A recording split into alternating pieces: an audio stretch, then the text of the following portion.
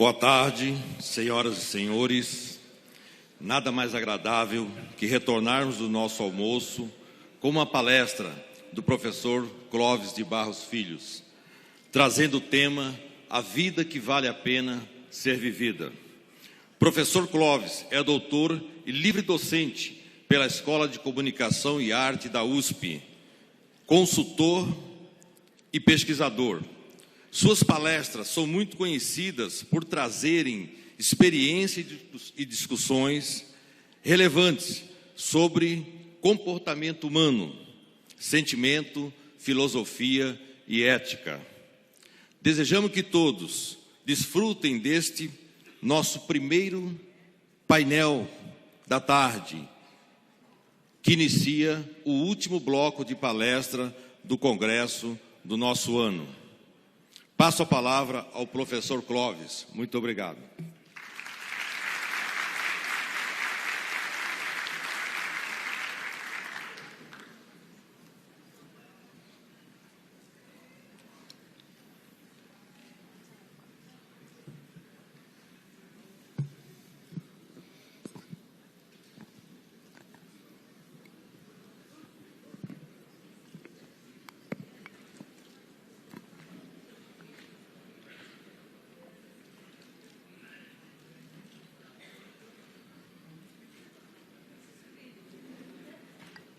Desde que o homem pensa para viver, a pergunta sobre a vida boa é a mais importante.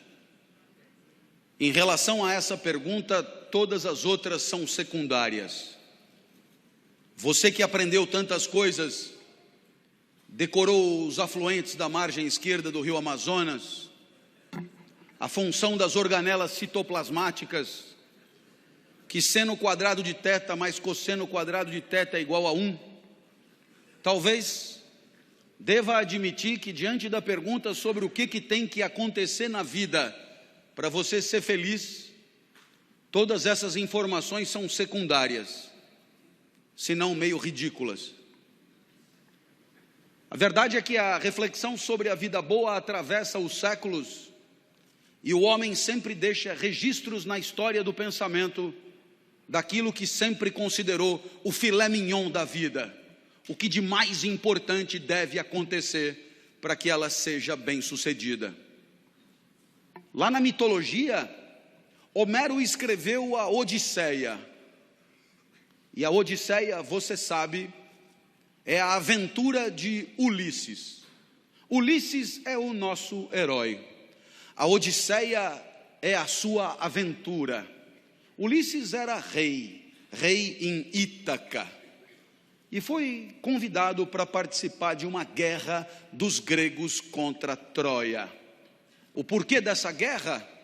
O príncipe de Troia pegou a mulher do rei de Esparta, Menelau. A mulher era Helena, maravilhosa Helena, e o príncipe de Troia impiedosamente a seduziu. Menelau, então, atravessado pelo ciúme, declara guerra a Troia e convoca todos os gregos para se juntarem a ele. Ulisses não queria guerra nenhuma. Ulisses vive em Ítaca, de boa, com sua mulher Penélope. Ulisses no seu lugar. Ulisses adorado pelos seus súditos. Ulisses, um rei aplaudido por onde passava, não queria de jeito nenhum ir para a guerra. Mas Menelau constrangeu todos os reis gregos a participarem desta vingança contra os troianos. Ulisses então tem que ir. A verdade é que a permanência de Ulisses ali na guerra foi de 10 anos.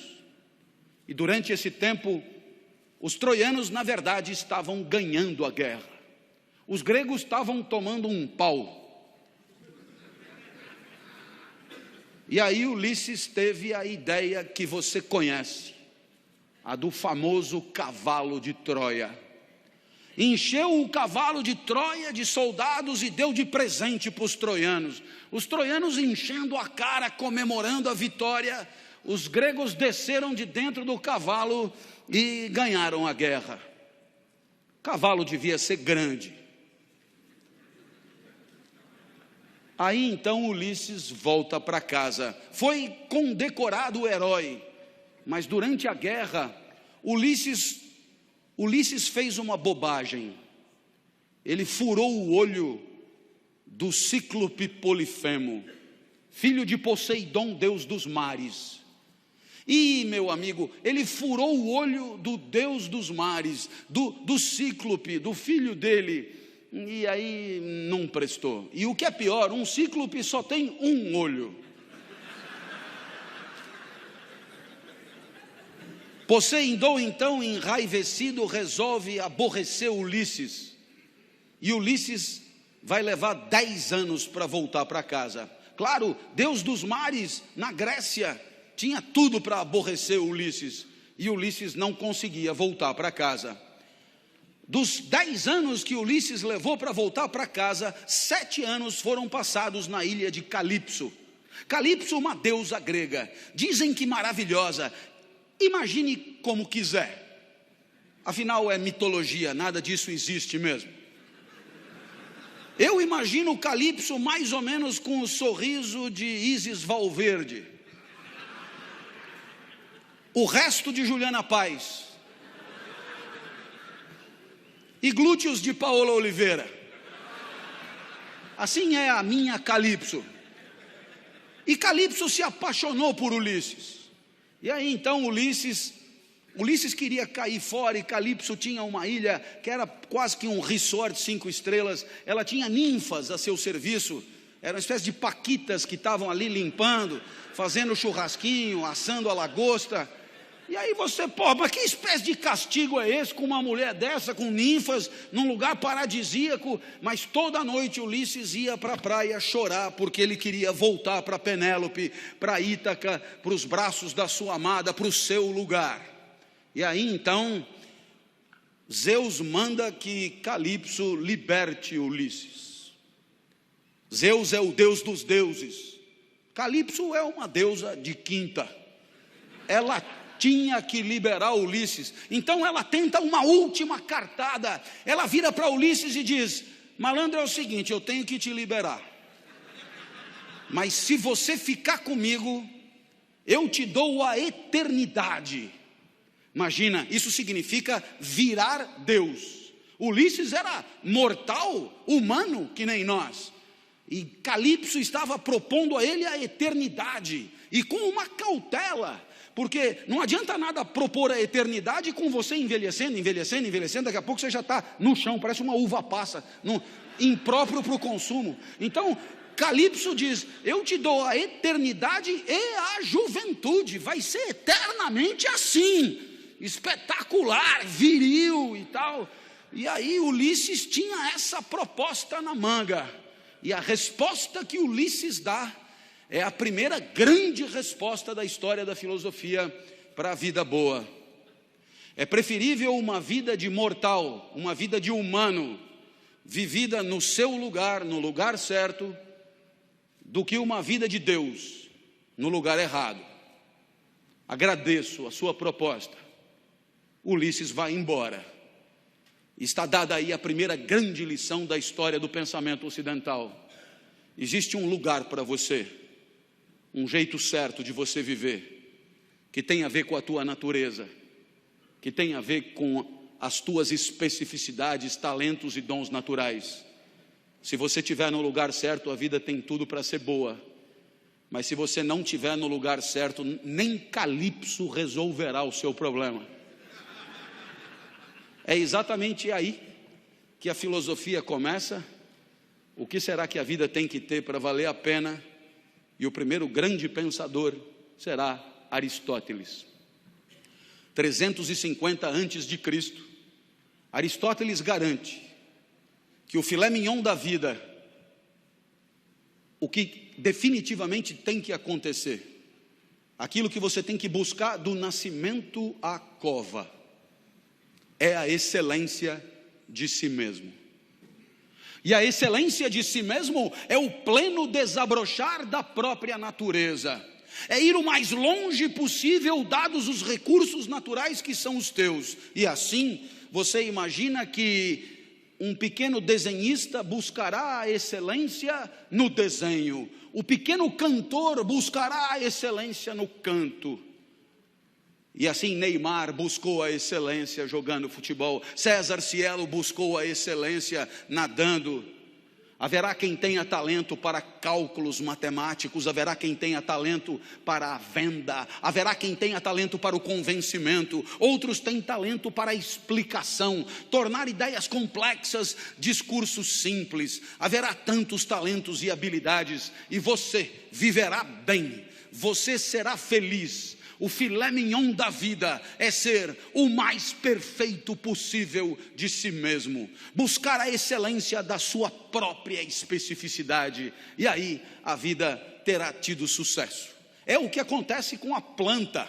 Você pega uma muda de uma planta, você espeta no solo, se a vida der certo, aquela planta se torna uma grande árvore, ela atinge o máximo de si mesma. Assim, cada um de nós também deve buscar a excelência, porque a excelência é condição da felicidade. A felicidade que os gregos denominavam eudaimonia. A felicidade que é o que você sente quando você devolve para o mundo aquele investimento que o mundo te deu em talentos e habilidades. Você devolve em forma de expertise, em forma de competência, em forma de performance brilhante. E aí você é feliz, porque você vai o mais longe possível naquilo que poderia ir. Pode dar errado, né? Pode dar errado porque você pode passar a vida inteira sem saber qual é a tua praia. Pode dar errado porque é muito difícil descobrir talento para música num lugar que não tem instrumentos musicais. É muito difícil descobrir talento para o desenho num lugar que não tem lápis e papel. Você pode passar a vida inteira sem saber exatamente o que a natureza esperava de você.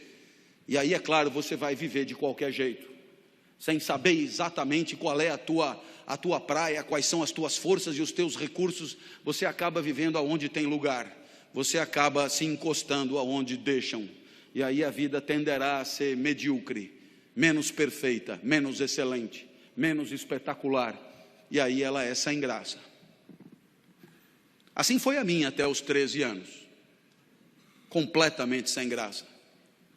Eu ia para a escola, a aula acabava meio-dia, 15 meio-dia eu já estava com a mochila pronta, doido para cair fora. Cada segundo eu estava doido para cair fora. Quem sabe muitos aqui não estão nessa mesma situação. Último dia de congresso, sábado depois do almoço, as malas na porta, voo iminente. E esse cara falando de Ulisses e Calipso, realmente, viu? Olha onde eu fui parar. Depois da aula, meu pai me obrigava a nadar. Eu detestava nadar. Eu fazia revezamento com um cara que esse sim era nadador por natureza, chamado Ricardo Prado. Esse era bom de bola. Eu fazia revezamento com ele, ele caía, nadava primeiro, ele abria uma diferença enorme do segundo colocado, aí caía eu e os adversários se aproximavam perigosamente. Apesar de mim, a gente ganhava, eu fazia de tudo pela derrota. Eu detestava nadar. No domingo, meu pai me levava no Morumbi para ver jogo. 90 minutos esperando terminar. Enquanto ele torcia, eu descascava amendoim. Ele tinha que me avisar, foi gol. Aí eu fingia vibrar para ele não ficar chateado, e ele dizia, foi gol dos caras, caralho, cala a boca que nós vamos apanhar. Meu pai também me levava em escola de arte, é tão legal arte, não é? Para artistas. Tinha aula de argila. É insuportável a aula de argila, você sabe disso. Eu sempre fazia um cinzeiro. Eu tinha que dizer que era um cinzeiro, sempre. Pior do que argila, só origami. Origami, coisa do demônio em japonês. Uma folha de papel, 360 dobras na ordem certa para você chegar num fascinante passarinho que você chucha no rabo e ele abana as asas. Errou uma dobra, fudeu o passarinho. Nunca o meu passarinho abanaria as asas quando chuchado no rabo. Com uma semana a mulher já chamou o meu pai e disse, com seu filho aqui temos 3 tipos de aluno. Primeiro tipo, super talentosos, serão grandes artistas. O segundo tipo, não tem tanto talento, mas estão aí se divertindo. E o terceiro tipo é o seu filho. Ele não é daqui, ele é Ulisses na ilha de Calipso. Ele está fora de lugar. Mas aí aos 13 anos a vida mudou. O professor de geografia entrou no primeiro dia de aula. Imagine isso em 1978, nos Jesuítas de São Paulo, Colégio São Luís, na Avenida Paulista. O professor de geografia entra e diz: eu não vou dar aula, o curso será todo de seminários dados pelos alunos. Teve um sorteio de temas, para mim caiu o petróleo, assunto sem graça, mas eu já estava acostumado, a vida era sempre assim, sem graça. Fui para casa estudar, na época me chamavam de CDF, hoje me chamariam de nerd. Eu tirava 10 em tudo, mas não vibrava com nada. No meio do semestre chegou a minha vez. Subi num palquinho da classe, olhei para a classe e estava apinhado de gente. Imagina um lugar apinhado de gente. Colegas de outras classes vieram assistir. Os professores deixaram que viessem e vieram junto. Eu tinha fama de doido, isso ajudava a atrair as pessoas. Eu era muito esquisito quando eu era criança.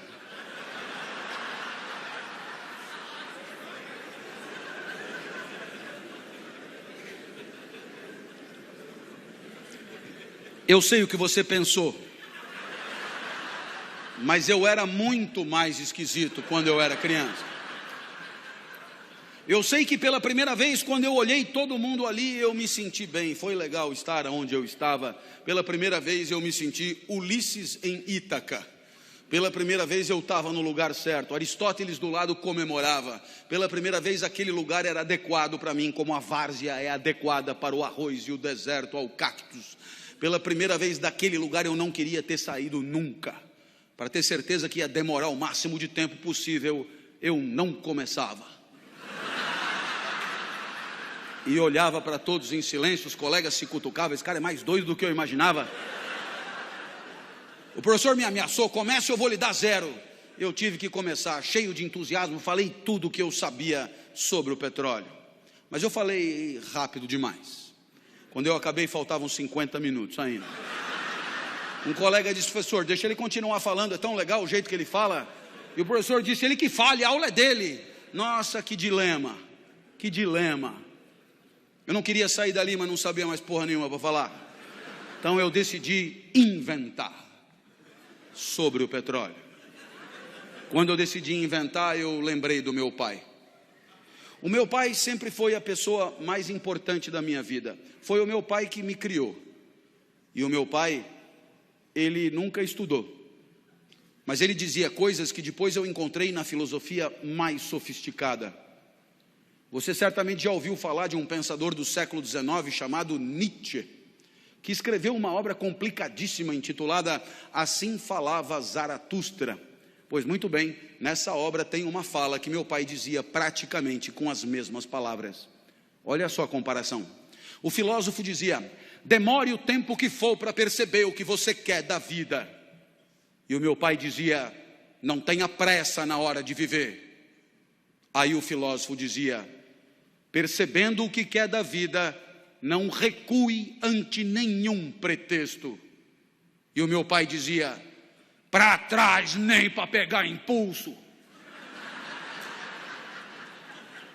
O filósofo dizia: não recue, porque não falta no mundo quem queira te dissuadir. E o meu pai dizia: não recua, porque o mundo está cheio de gente querendo te fuder. E o meu pai ainda sempre acrescentava com carinho para mim: seu bosta.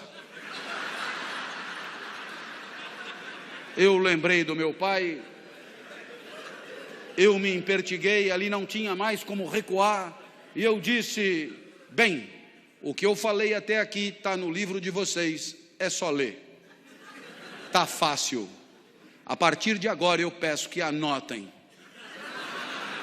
porque o que eu disser não está escrito em lugar nenhum. Olhei para trás e vi que o professor arriou os óculos intrigadíssimo. Eu tive medo, mas eu lembrei do meu pai. Seu bosta. Ali não tinha mais volta. E eu comecei, não adianta nada ter petróleo no seu território se o petróleo não presta. Tem petróleo bom, mas tem petróleo ruim. Tem petróleo que não energiza nada. O petróleo não tem a mesma qualidade pelo mundo afora. Da onde eu tirei isso? Não me pergunte. Mas dando palestra na Petrobras, eles me garantiram, a intuição é perfeita, tinha petróleo que não presta mesmo, tem petróleo que não energiza nada, eu já sabia aos 13 anos. Então eu me levantei mais e disse, todo mundo sabe que o melhor petróleo do mundo é o petróleo da Romênia. Começaram a anotar. Eu achei fascinante que anotassem. Então eu expliquei, do norte da Romênia, claro, região da Moldávia. A Moldávia não existe. Eu tirei das aventuras de Tintim. Eu olhei para trás e vi que o professor balançava incrédulo. Ele não devia entender nada daquilo. Eu não sei nem onde fica a Moldávia. Esse cara não pode estar zoando com a minha cara. Eu vi que era hora de quebrar ele no meio, aproveitar a fragilidade dele. Perguntei, o senhor sabia disso? Ele olhou apavorado e disse, não sabia. Eu falei, então anota para aprender alguma coisa.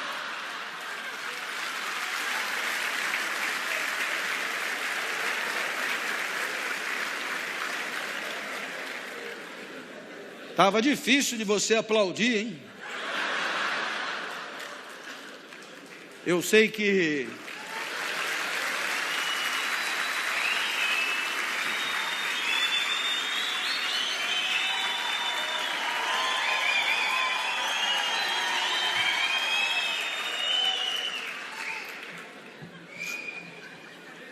Vamos fazer desse evento um evento inesquecível.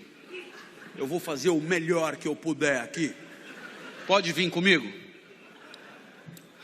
Eu sei que eu continuei falando o que me vinha na cabeça, porque eu não precisava lembrar de mais nada. Falei de petróleo na Ilha do Bananal, em Fernando de Noronha, em Madagascar. Um colega disse, dá para repetir? Eu falei, eu mandei você anotar, cara. Não lembrava de mais porra nenhuma que eu tinha dito. Terminou o seminário, vieram os aplausos frenéticos e um outro colega falou, professor, deixa ele dar todos os seminários. O professor falou, mas ele só estudou sobre o petróleo. Eu falei, quem falou? Saí dali eufórico, fui encontrar o Fusca branco do meu pai, e o meu pai nunca tinha me visto correr, nem andar, eu me arrastava, na verdade. Ele achou até que fosse assalto. Eu entrei no carro, comecei a contar o que tinha acontecido, e o meu pai, que nunca estudou nada, tinha entendido tudo. Aristóteles no banco de trás do Fusca comemorando. Eu tinha encontrado Ítaca. Ali eu tinha achado o meu lugar. Ítaca para mim é a sala de aula. É ali onde a vida feliz é possível. É ali onde a excelência eu venho buscando nos últimos 30 anos. É ali onde a felicidade atravessou a minha vida. Dali nunca mais saí. Os gregos comemoram mais uma vida bem-sucedida. Aquela pequena goiabeira que virou uma grande goiabeira. Aquela pequena planta que não encruou, mas vingou. Essa é a reflexão primeira da história do pensamento. A reflexão de que tem um lugar para você, porque você tem uma natureza que é só sua, que você descobrindo qual é a tua praia, a busca da excelência é a própria felicidade. A felicidade é ir o mais longe possível, ser o mais perfeito possível e devolver para o mundo, em forma de performance, aquilo que o mundo te deu, em forma de potencialidade, em forma de talento, em forma de recurso natural. Essa foi a primeira resposta do nosso encontro. Os gregos morreram, Aristóteles morreu, e o pensamento grego foi pouco a pouco sendo substituído por um outro jeito de pensar a vida, o homem, o universo, e esse outro jeito também tinha um grande líder, um grande mestre espiritual chamado Jesus. Jesus nasceu em Nazaré, 350 anos depois de Aristóteles. Aristóteles, você sabe, era grego, estudou na academia de Platão. Jesus era judeu e se formou no judaísmo. Aristóteles tornou-se um subversivo na academia. Jesus tornou-se um subversivo no judaísmo. Jesus disse coisas que ninguém tinha dito antes. E Jesus, grande sábio que era, respondeu à nossa pergunta: o que a vida tem que ter para valer a pena? E a resposta de Jesus é impactante até hoje. Por mais que vivamos numa sociedade de cultura cristã, a resposta de Jesus, quando anunciada com clareza, produz extraordinário impacto nos espíritos de quem ouve. O filé mignon da vida, a vida que de fato vale a pena, é a vida assumidamente dedicada ao outro.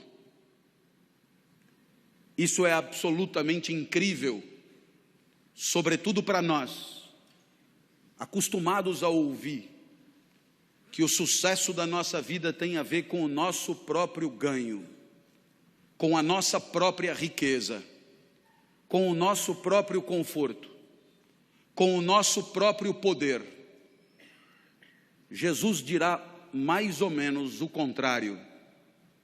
O filé mignon da vida, aquilo que fará de você um vivente feliz, é a entrega, é proporcionar, é alavancar, é permitir que o outro viva melhor do que viveria se você não existisse, é permitir que o outro sorria o sorriso que se você não fosse, ele não sorriria, é permitir que o outro sinta a alegria que se você não estivesse, ele não sentiria. E aí sim, você terá vivido vida boa, vida que valeu a pena. Lição de Jesus. Bem, os exemplos podem ir ao infinito. Basta que alguém que você ame fique doente, para que você gaste num único cheque tudo o que tinha guardado para si. E aí você descobre rápido o que vale mesmo na hora de viver. A minha filha Natália é a mais nova dos meus filhos, tem 13 anos hoje. Quando tinha 4, foi acometida de gravíssima doença, rara no Ocidente. Síndrome de Kawasaki, um vírus letal. Funciona mais ou menos assim. Esse vírus só aparece em crianças de 4 a 6 anos. Esse vírus, se desincubar, mata a criança na hora. Mas tem uma vantagem. Se ele não desincubar por 2 anos, ele acaba morrendo.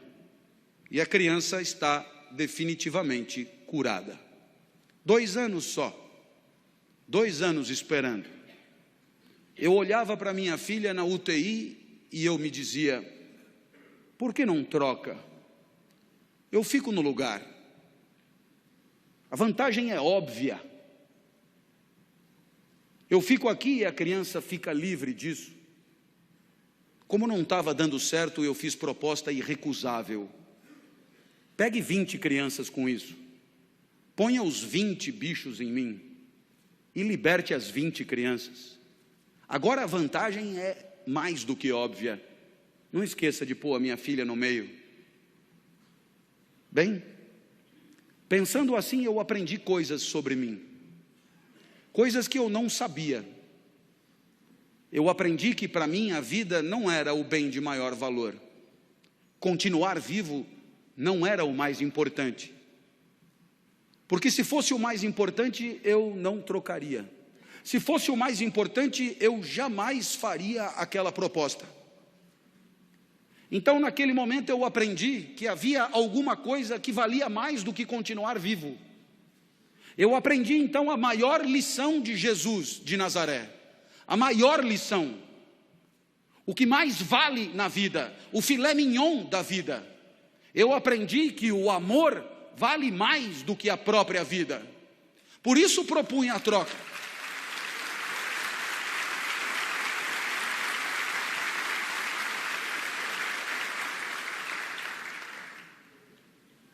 Mas é claro que por onde você andar, você encontrará o mesmo fenômeno. Pessoas desesperadas lutando para diminuir o sofrimento de quem sofre.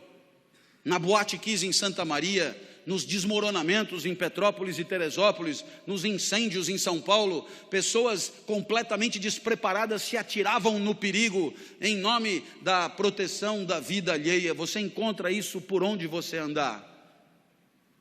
Para desdramatizar, minha filha completou 13 anos em maio, e ela virou para mim e falou: papai, ela está completamente curada, portanto, e ela falou: papai, eu queria comemorar meu aniversário em casa, queria mostrar minha casa para os meus amigos, você deixa? A minha filha sempre pede tudo para mim, porque de mim ela sabe que ela tira tudo que ela quer, depois ela só comunica à mãe. Eu já falei com o papai e ele já deixou. Vieram 39, subiram no mesmo elevador, invadiram o apartamento no mesmo segundo. E quando eu vi aquele enxame de criança entrando em casa, me lembrei de uma poetisa búlgara que dizia mais ou menos assim: criança pequena é como água, ocupa todos os espaços.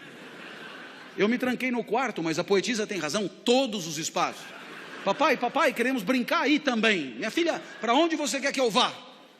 Você não gosta tanto da padaria? Vai para a padaria e espera lá, leva o celular que eu te aviso.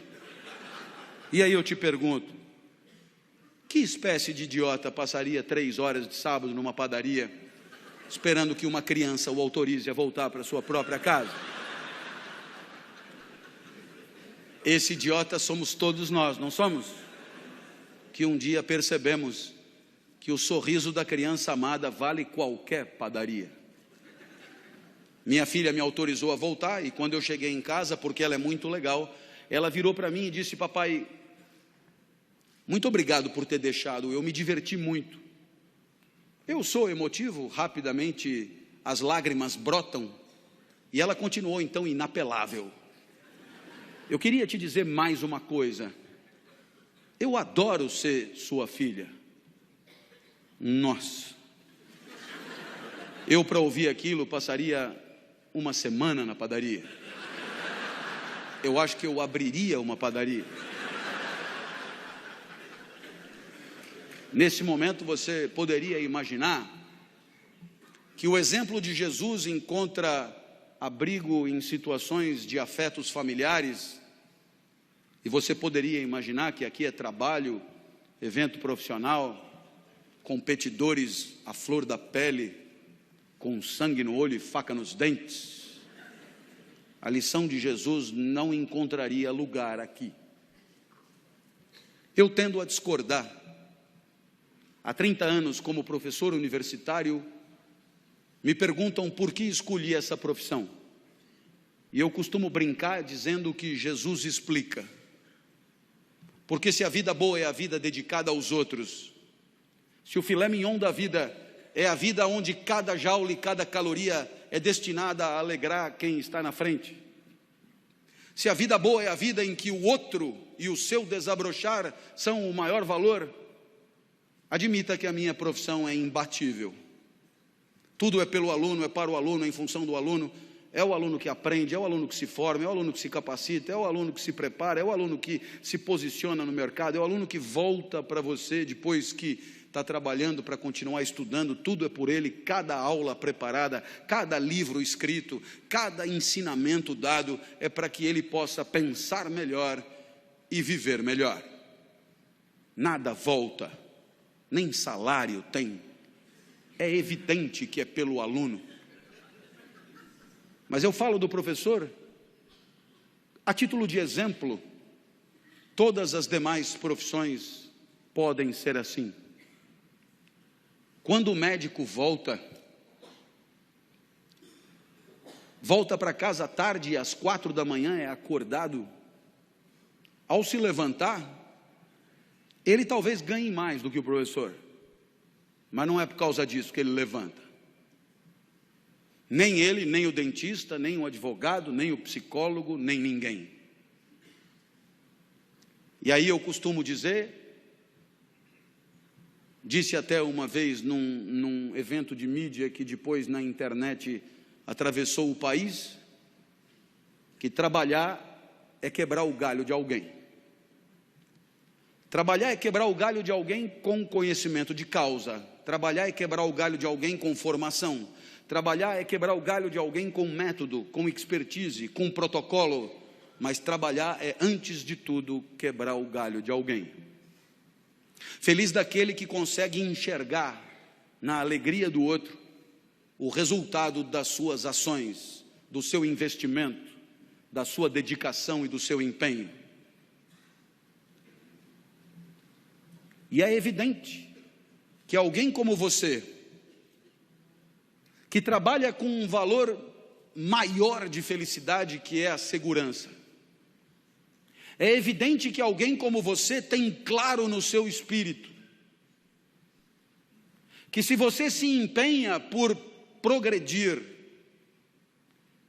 por ampliar seus negócios, por servir ao maior número de pessoas, muito antes do que pensar no próprio enriquecimento, muito antes de pensar no próprio acúmulo de recursos, muito antes de pensar na própria fatia de mercado, muito antes de pensar em si, você sabe o quão bem você faz às pessoas que bateram à sua porta. Você sabe o quanto as pessoas confiaram em você para bater à sua porta. Você sabe o quanto as pessoas que não dominam o setor como você domina, confiaram em você para entregar a você a segurança daqueles que ela mais ama, seu maior tesouro, seu bem mais precioso.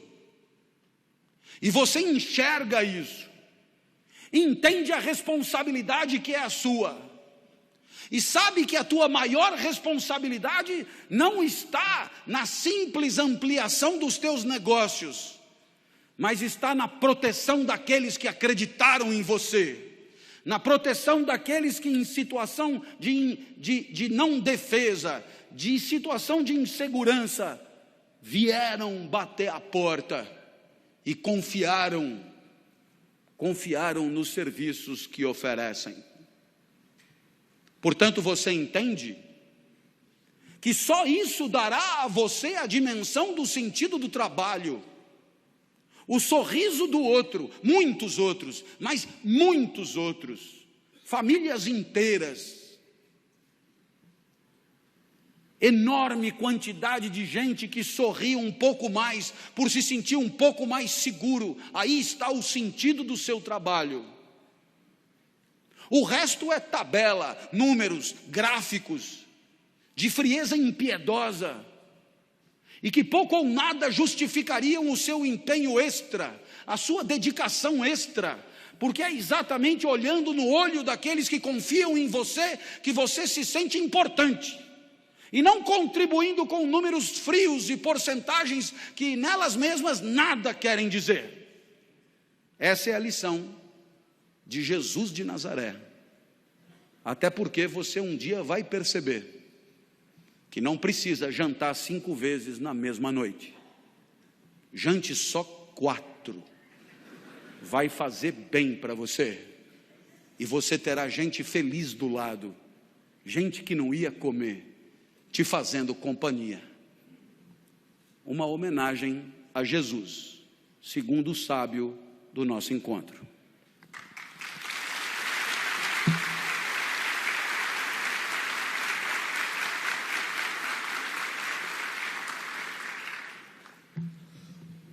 Chegamos na modernidade. Para aqueles que estão com a mochila pronta, um alento, eu já passei da metade. Chegamos na modernidade e o homem descobre que o universo não é uma máquina, como queria Aristóteles. O homem descobre que o universo é uma zona, infinito, e ele é povoado por energia em trânsito. O homem então percebe com Copérnico, Galileu e Newton que a sua própria vida é energia. Energia emanada por um aglomerado de matéria que em algum momento se deteriora e se reconstrói. O homem percebe que existe vida enquanto existir energia e que a sua própria vida é energia que dura um certo tempo. O grande mestre agora é Spinoza, pensador holandês, um dos 3 maiores da história do pensamento.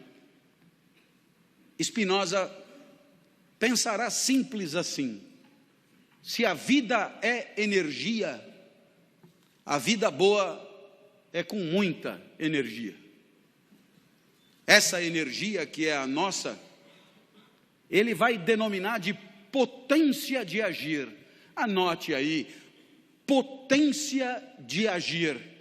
Quantidade de energia que dispomos para viver num determinado segundo. Contemple aí a minha potência de agir. Potência de agir, energia vital. Vontade de continuar vivo, tesão pela vida, libido, são outros nomes para a mesma coisa. Se a vida é energia, sua potência de agir tem que estar superior a 0, porque se bater no 0 a vida acabou, e você é o tempo inteiro uma luta pela potência de agir em alta. Potência de agir. A filosofia de Spinoza é um estudo criterioso das condições da preservação da potência de agir. E aí você sabe que ela oscila. Ela oscila porque você está no mundo, o mundo se relaciona com você, o mundo te afeta, o mundo te transforma, e como você é energia, é claro, o mundo faz oscilar a tua energia. Exemplo. Outro dia estava no centro da cidade de São Paulo, onde eu estudei por 5 anos quando eu era moleque, fiz a faculdade de Direito ali no Largo de São Francisco, então eu fui até o centro da cidade, e aí passei por um daqueles restaurantes do centro e tinha lá, prato do dia, rabada com polenta e salada de agrião. Eu falei, opa, é isso mesmo, adoro rabada, adoro polenta, adoro... Sentei e falei, traz uma. Aí veio aquilo, parecia bom, comecei a comer e eu percebi rapidamente que o encontro da rabada com o meu corpo não foi potencializador para mim. A minha potência de agir começou a despencar rapidamente. Todas as células do meu corpo viram um exército contra a rabada apequenadora. Aí então eu comecei a suar frio, comecei a tentar eliminar a rabada por todos os orifícios que havia possíveis, e aí fui parar no hospital. Cheguei no hospital num estado de precariedade e sujeira imenso, porque eu já tinha feito de tudo. A moça do hospital me conhecia na porta e disse, professor, o que aconteceu? Eu disse, é rabada em forma de vômito, senhora, a coisa está feia. Aí chamaram não sei o que, Buscopan, Plasil na veia, não sei o que, uma enfermeira apetecível, e eu comecei a reagir, comecei a melhorar, e aí o meu corpo venceu a rabada. O mundo às vezes é assim, tenta te derrubar, e você é um exército para impedir que a potência caia a 0. Às vezes não precisa nem ficar doente. Quando eu acordo todo dia às 5 da manhã, a não ser quando eu tenho que acordar antes. E quando eu acordo para levantar da cama é uma desgraça. Eu não sei você, mas eu sou assim, para levantar é um inferno. Eu sei que tem gente que acorda cantando. Pessoas que acordam cantando, dão um pulo, abrem a cortina. São pessoas detestáveis mesmo. Se você compartilha o leito com alguém assim, livre-se enquanto for tempo. É insuportável gente assim. É brincadeira, é só inveja. A pessoa está fazendo abdominal, eu não consegui levantar da cama ainda. Aí eu vou me arrastando até o vaso, e no vaso eu já melhoro um tostãozinho.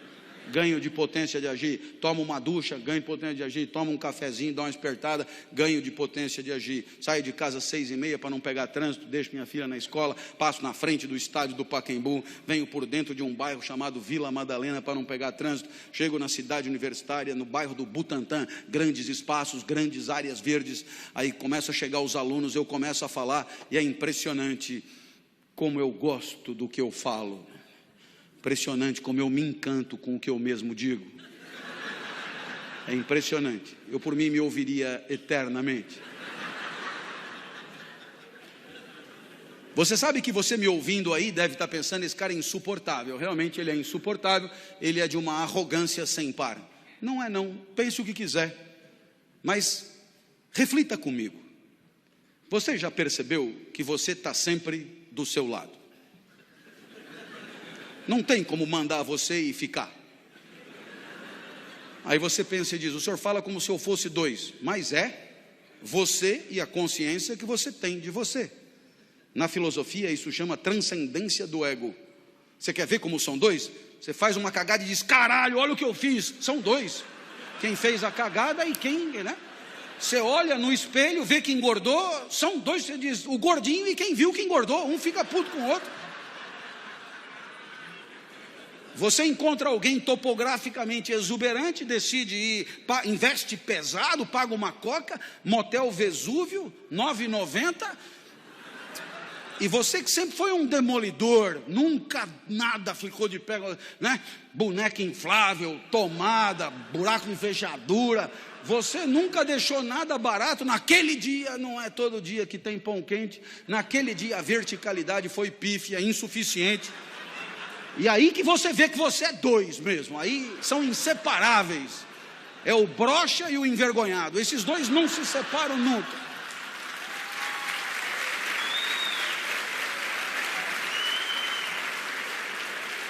Se você é dois e você está sempre do seu lado, se você será sempre o espetáculo mais recorrente para você, se você vai ser sempre o seu mais fiel espectador, goste do que você faz. Senão não tem chance da vida valer a pena. Eu adoro isso aqui. Você deve perceber. Às 10 horas da manhã eu estou em cima da mesa gritando. E você perguntará, professor, o que aconteceu? 5 horas da manhã o senhor não conseguia levantar da cama, 10 horas da manhã o senhor está em cima da mesa gritando, o que aconteceu? Spinoza explica, houve ganho de potência de agir. E Spinoza vai dar um nome para isso, uma palavra que você usa o tempo inteiro, uma palavra que você conhece e que hoje aprende o significado: alegria. Alegria, conceito da filosofia do século 17. Alegria, passagem para um estado mais potente do próprio ser. Alegria, alegria é a maior distância da morte. Alegria, energia em alta. Alegria, nosso filé mignon da vida. Alegria, condições da alegria, mundo alegrador. Não sei se já aconteceu contigo, você do nada você encontra alguém que um dia você já conheceu, alguém que você não esperava de jeito nenhum encontrar, alguém que não passava nem mais remotamente na sua cabeça encontrar, e você encontra, e você fica perplexo, você fica absolutamente encantado com aquele reencontro, e aí a alegria é indisfarçável, a alegria é soberana, e aquela pessoa que acabou de aparecer na sua frente é causa da tua alegria. Eu te pergunto, se você não amar o mundo, quando o mundo te alegra, se você não amar o mundo, quando o mundo te distancia da morte, vai amar o quê? O amor é a alegria pelo mundo, quando o mundo nos alegra. Lição de Spinoza. Alegria. Você não tem o direito de patrocinar para si uma tristeza crônica. Você não tem o direito de aceitar passivamente que happy hour seja às 18 horas de sexta-feira. Não tem porquê a felicidade demorar tanto. Alegria segunda às 8 da manhã. Alegria no trabalho, não fora dele. Alegria pelo que você faz, não depois que acaba. Alegria pelo exercício profissional, não no descanso. A alegria que comece antes, patrocine a você a alegria, é a chance, esse momento. Você deve pensar assim: Se o senhor todo dia às 10 horas está alegre, eu acho que eu vou dar aula de ética lá na sua universidade. Não foi isso que eu falei, amigo. Isso sou eu, é um exemplo. E como você deve perceber olhando para mim, eu sou diferente de você. O mundo que me alegra não é o mesmo mundo que te alegra. Portanto, vá procurar a alegria no seu canto.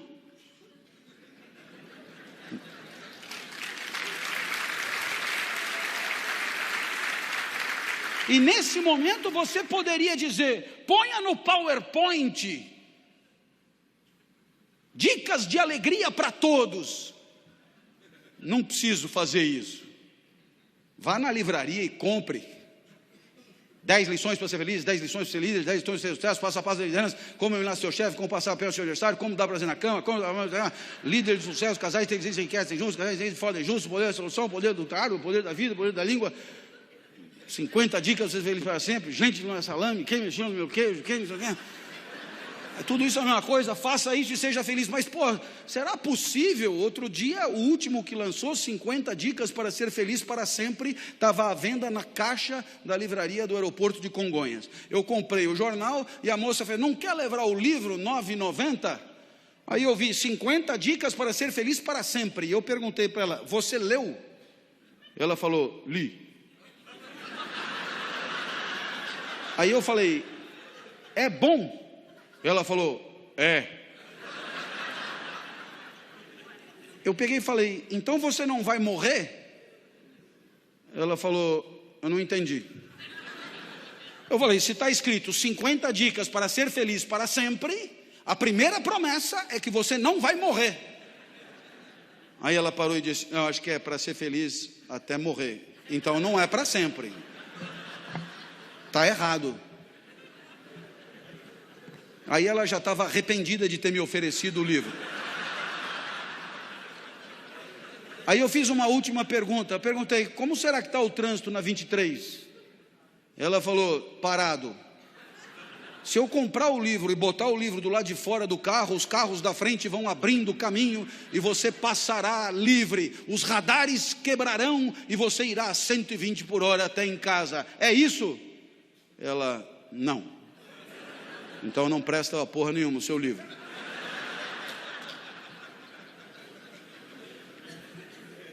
Não tem fórmula para todos? Meu médico virou para mim e disse: professor Clóvis, o senhor já melhorou a sua dieta? O que o senhor sugere? Coma linhaça todos os dias pela manhã. Eu falei: não. É que comer linhaça me entristece. É como cair de boca na areia da praia. Aí ele falou: se quiser melhorar o gosto da linhaça, bata com couve.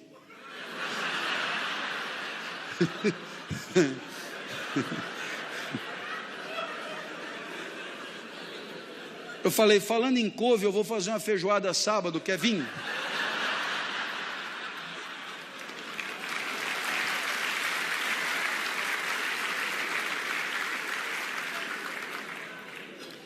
Não só não tem fórmula para todos, como não tem fórmula para você para o resto da vida. Às vezes você tem uma alegria e diz: opa, daqui eu não saio. Não funciona assim. No mundo da vida, o trânsito da existência faz com que amanhã você seja outro em relação a hoje. As células não são mais as mesmas, os neurônios não são mais os mesmos, as ideias mudaram, os afetos, as sensações, nada permaneceu. Aquilo que te alegra hoje, poderá bem não te alegrar amanhã. Às vezes não precisa nem esperar amanhã. Você vem pela rodovia e vê lá Casa da Pamonha, a 2 minutos. Eu nunca entendi esse tipo de placa. Como é que ele sabe que velocidade eu estou? E se eu estiver a pé?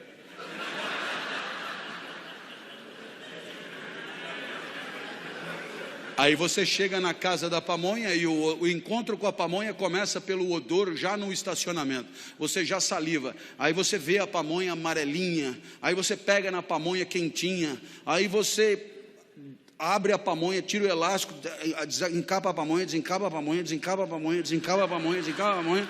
Aí você degusta a pamonha está do caralho, a pamonha está alegradora, a pamonha vivifica, a pamonha é boa, porque ela é causa da tua alegria, você ama a pamonha, espetacular, pamonha, causa da tua alegria. Aí você comete um erro grave e pensa, se essa pamonha me alegrou, então pamonhas me alegram. Pamonha e eu tudo a ver, sou um comedor de pamonha.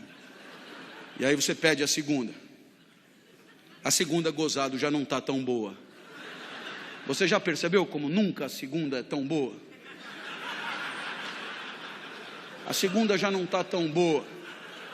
Por que a segunda não está tão boa? Porque o comedor da segunda pamonha não é mais o comedor da primeira pamonha. E por que não é mais? Porque tem milho no bucho, taxa glicêmica, menos fome, é outro corpo. Então o encontro com a segunda pamonha é outro encontro, menos alegrador. Mas você é fiel à pamonha, pede a terceira. Cabra macho.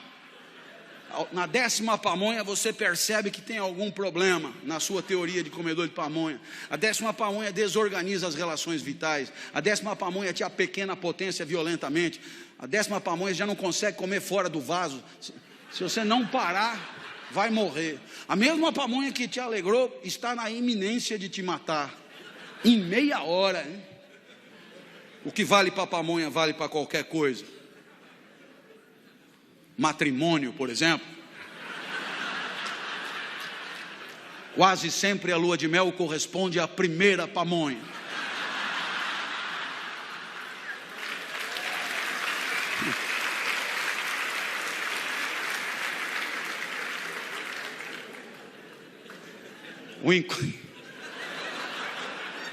O encontro começa pelo olfato.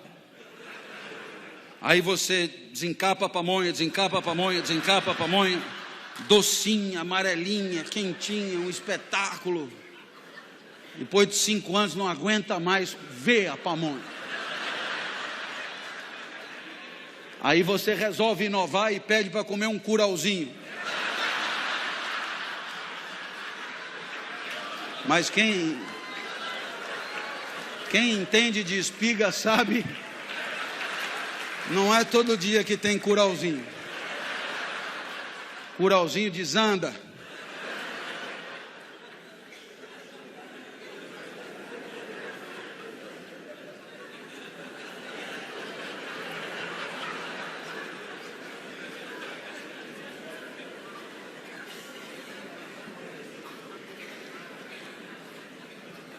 O Brasil meteu 3-0 na Espanha, na Copa das Confederações. E é claro que quando você ganha de 3-0 do campeão do mundo, você poderia pensar assim, daqui 1 ano, jogando no mesmo lugar, no mesmo estádio, com o mesmo time, o mesmo técnico, a mesma torcida, o mesmo hino, a mesma temperatura, vamos ganhar novamente. Então, só que não, como eles dizem. Porque durante 1 ano, nós pioramos. Júlio César foi jogar no poderoso futebol canadense.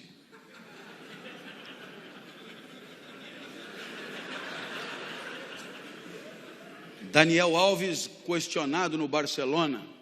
Thiago Silva lesionado no PSG. Marcelo perdeu a titularidade no Real Madrid para um português. Paulinho nem no banco fica no Tottenham, ficava. Luiz Gustavo vendido pelo Bayern de Munique. Oscar reserva no Chelsea. Hulk jogando bola com ursos na Sibéria. Fred, Cone, chinelinho e Neymar atropelado por uma carreta colombiana. O nosso time piorou. Ao mesmo tempo que nosso time piorava, nossos adversários se prepararam para nos enfrentar. O técnico da Alemanha, antes da partida, assegurou que o Brasil não pegaria na bola. Eu, quando vi aquilo, desacreditei. Como que esse cara pode afirmar que jogando contra a seleção brasileira de futebol, no Brasil, o Brasil não pegaria na bola. E ele ainda deu exemplos antes do jogo. E ele disse: quando o Júlio César bate tiro de meta, 9 de cada 10 vezes a bola cai com o Oscar. Quando ele sai jogando com a defesa, 9,5 de cada 10 vezes ele sai jogando com o Daniel Alves. Os meus jogadores estão atentos, foram treinados para isso. Se Júlio César tomar distância da bola, vai bater tiro de meta. E 4 alemães estarão em volta do Oscar. Se ele não tomar distância, ele vai sair jogando. 4 alemães estarão em volta de Daniel Alves. E isso em alemão. Vier spielen über Oscar.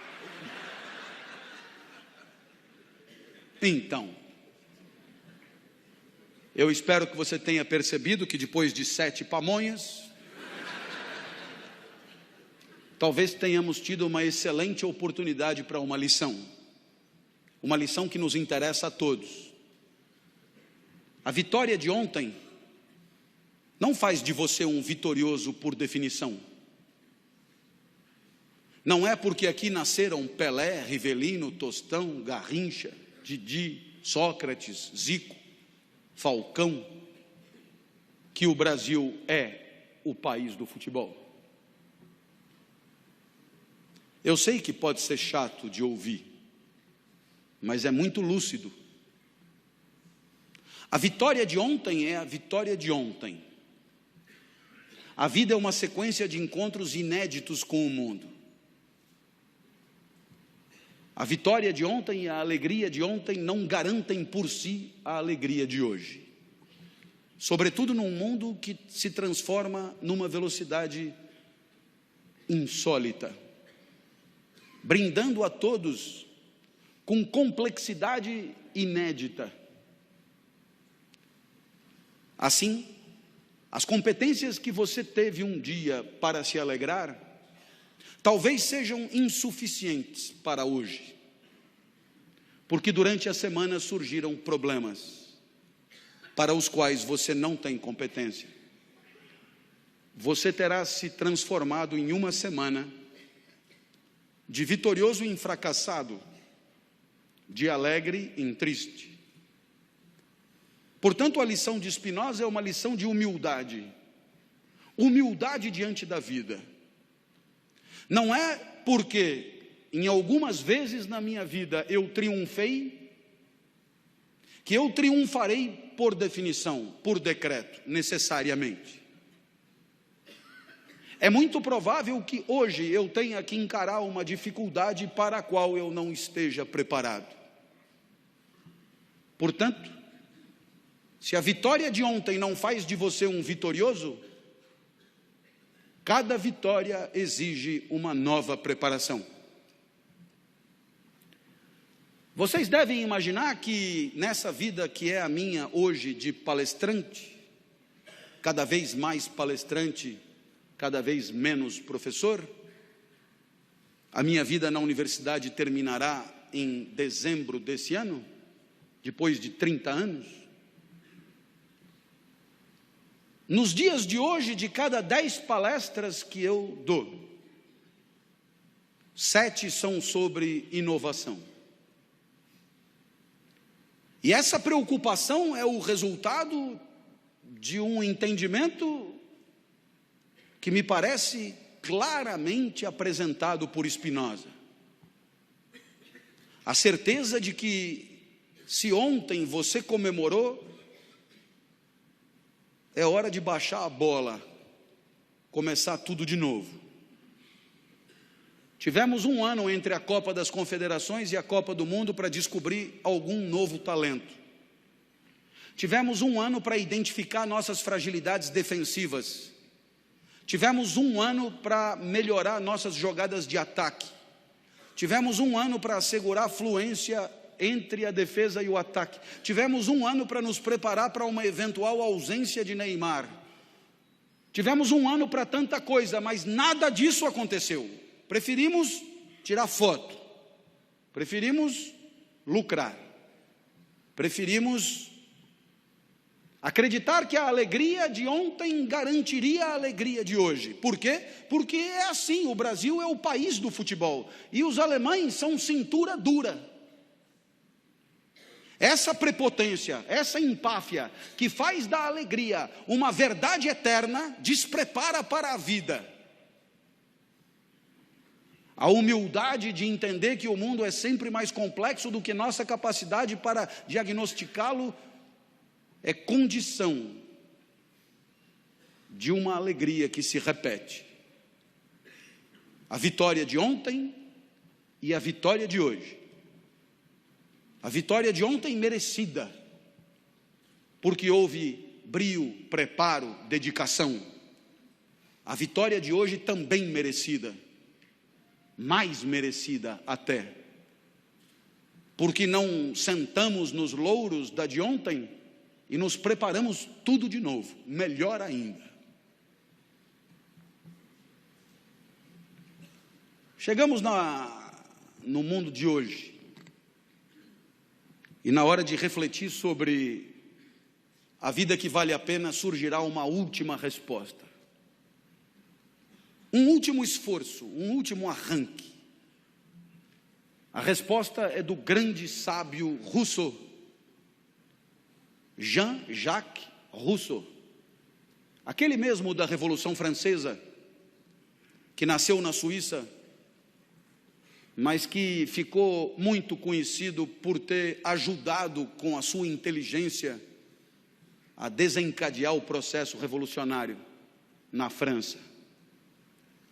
Rousseau dirá que a felicidade do homem nada tem a ver com o resto da natureza, porque a vida do homem nada tem a ver com a vida do resto da natureza. Na natureza tudo é necessariamente do jeito que é. Tudo vive necessariamente do jeito que vive. Na natureza, o vento venta do único jeito que poderia ventar. A maré também, o sapo também, a girafa também, a samambaia também. Tudo é necessariamente daquele jeito. Mas no caso da vida do homem, a cada passo ele escolhe, ele delibera, ele decide. A cada passo ele faz a vida acontecer e ele decide jogar no lixo tantas outras vidas que ele escolheu não viver. Portanto, diz Rousseau, a verdadeira felicidade é quando você acerta na tua escolha. A verdadeira felicidade pressupõe o uso adequado da liberdade. Ninguém comemora mitoses e meioses dentro do próprio corpo, porque isso é inapelável, isso acontecerá de qualquer jeito. O homem comemora quando ele acerta tendo podido errar, quando ele triunfa tendo podido fracassar, quando ele ganha tendo podido perder. É aí que ele vibra.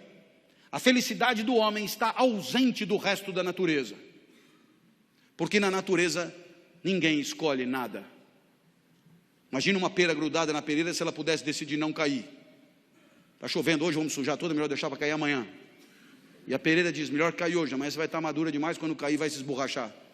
E a pera diz, não quero cair, vão acabar me comendo. Essa é a história da pera que decidiu apodrecer na pereira.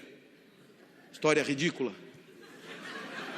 Pera quando tem que cair, cai, acabou, todo mundo sabe. Mas o meu filho mais velho tem 27 anos. Como você vê, eu tenho filho de todas as idades. O meu filho, esse mais velho, nasceu na França quando eu estudava lá, depois estudou propaganda e marketing aqui no Brasil, depois fez marketing esportivo e hoje trabalha numa empresa que patrocina a equipe paraolímpica brasileira. O meu filho mora comigo, ganha muito mais do que eu, e eu às vezes me pergunto, será que ele não vai vazar daqui algum dia? Não. Tenho tantos planos para o quarto dele, mas toda vez que ele vem falar comigo sobre a vida, ele me diz o contrário do que eu acho que finalmente ele vai anunciar. Puxa, pai, como eu sou feliz de morar aqui com você. O meu filho é uma pera que apodrecerá na pereira.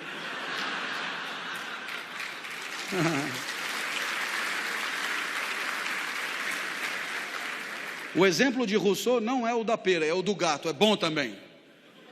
Quem tem gato sabe. Gato é irritantemente gato. Gato gateia. O gato já tem no seu instinto todas as respostas para uma vida de gato. O gato nunca inventa moda. Um gato com fome não come alpiste. Ele morre de fome, mas ele não come alpiste porque ele não está programado para comer alpiste. O gato é escravo da sua natureza. Do mesmo jeito que o pombo não come filé. E você sabe que você não é nem gato nem pombo. Porque se tiver com fome, come o alpiste fácil. Hoje você chama de linhaça.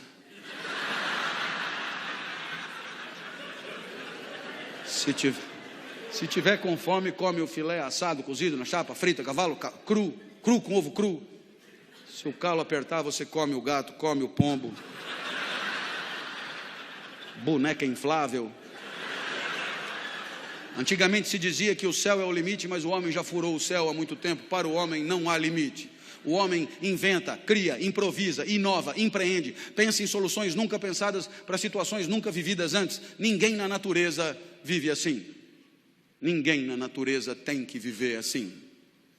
Cabe ao homem construir e pavimentar a sua trajetória, assumindo a responsabilidade de todos os equívocos.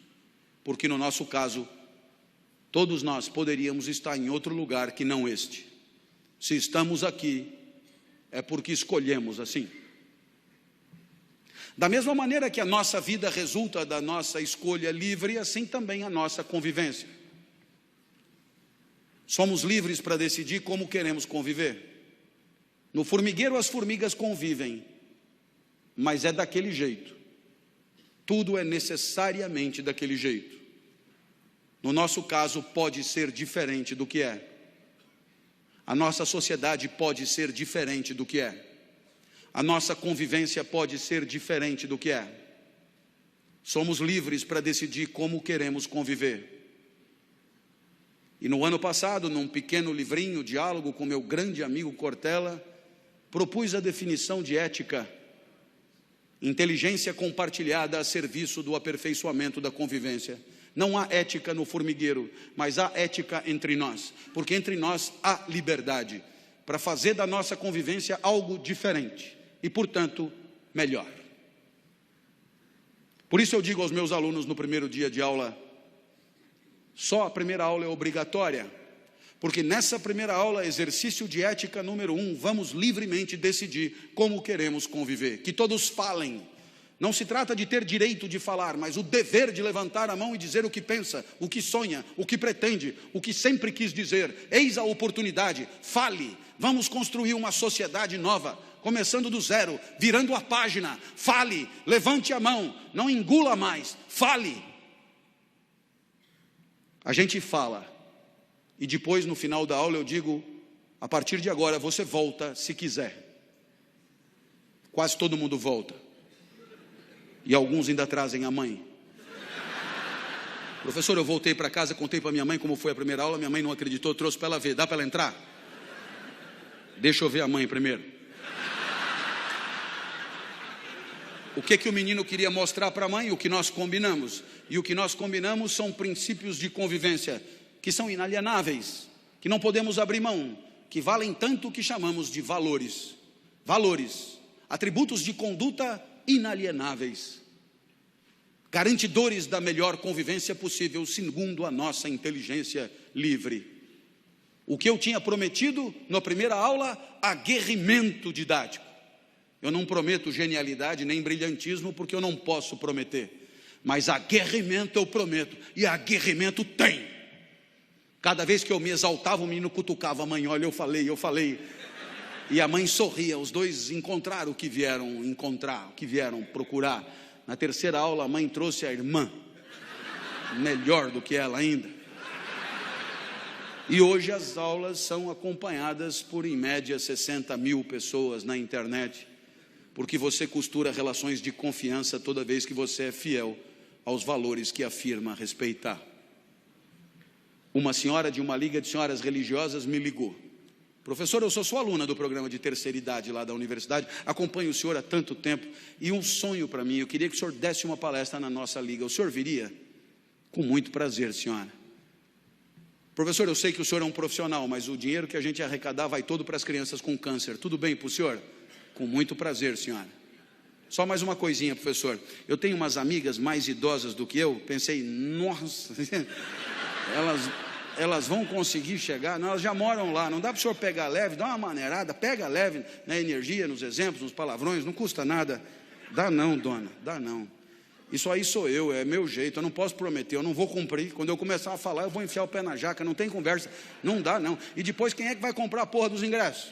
Ah, professor, é todo mundo que adora o senhor, vai bombar, o senhor vai ver. E essas pessoas que vão comprar ingresso para me ver, o que elas esperam de mim? Será que elas esperam de mim uma aula xoxa, esgarçada, sem tesão, sem vício, sem emoção, sem alegria, sem energia? É isso que elas esperam de mim? Não, elas não. Então por que nós vamos traí-las? Avisa aí suas amigas higienizadas. Se quiser ajudar as crianças com câncer, vai ser com caralho e tudo.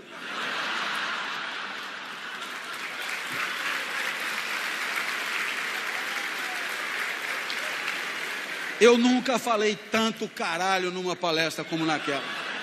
Eu só vi as velhotas se acomodando na cadeira, mas depois do quinto caralho eu acho que se afeiçoaram, porque já pediram outra. Professor, só não pode esquecer o caralho, hein? Tem certas coisas difíceis de deixar em casa, dona. Os valores da gente. Você que está aí desde o começo deve se lembrar que eu comecei essa palestra perguntando: o que será que tem que acontecer na vida para ela valer a pena? Para Aristóteles é a excelência de si mesmo. Para Jesus é a entrega e o amor. Para Spinoza é a alegria e a potência de agir. Para Rousseau é a liberdade e a fidelidade aos próprios valores. Qual dos quatro será que tem razão? Certamente os quatro. Sua vida é melhor se você explorar o que você tem de mais forte. Sua vida é melhor se você se entregar aos outros, se tiver com quem comemorar, tiver gente feliz por perto. Sua vida é melhor se você conseguir se alegrar.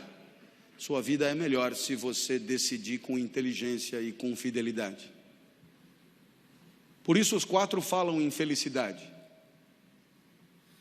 E eu acho também. Felicidade é um instante da vida que a gente gostaria de um dia repetir. Um instante da vida que você gostaria que não acabasse ali. Um instante da vida que você gostaria que num outro dia a gente fizesse de novo. Felicidade é esse instante que você um dia pretendeu a eternidade. Felicidade é esse instante que você lamenta que tudo na vida tenha um fim. Felicidade é esse instante que, se Deus quiser, um dia a gente vai repetir. Porque eu espero que pelo menos por um segundo você tenha rido e desfrutado. Que pelo menos por um segundo tenha pensado em coisas que não tinha pensado antes. Que pelo menos por um segundo tenha pensado em trazer a mãe ou o filho. E se alguma dessas coisas aconteceu, admita. Nesse singelo segundo você foi feliz. E se eu sair de casa,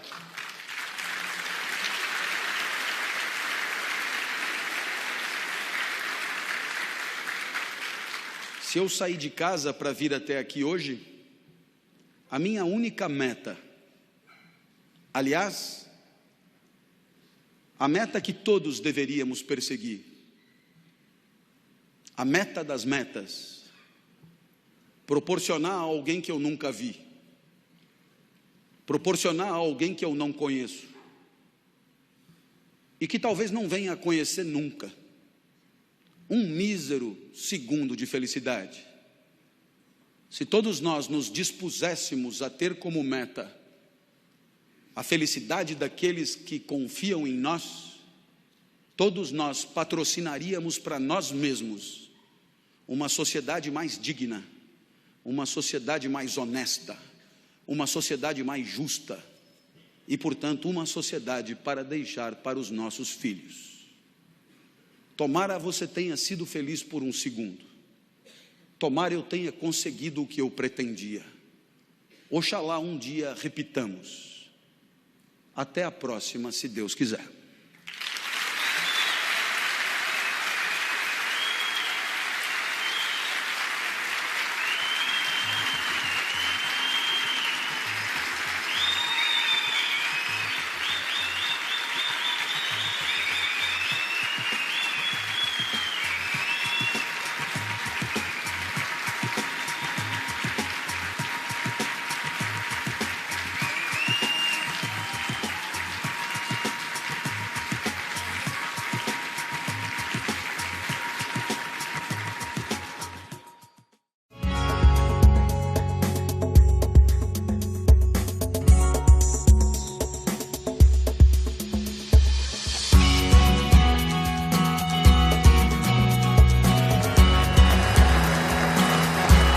Nós agradecemos muito a presença de todos vocês. A diretoria da FENACOL esmerou-se ao máximo para a realização deste evento.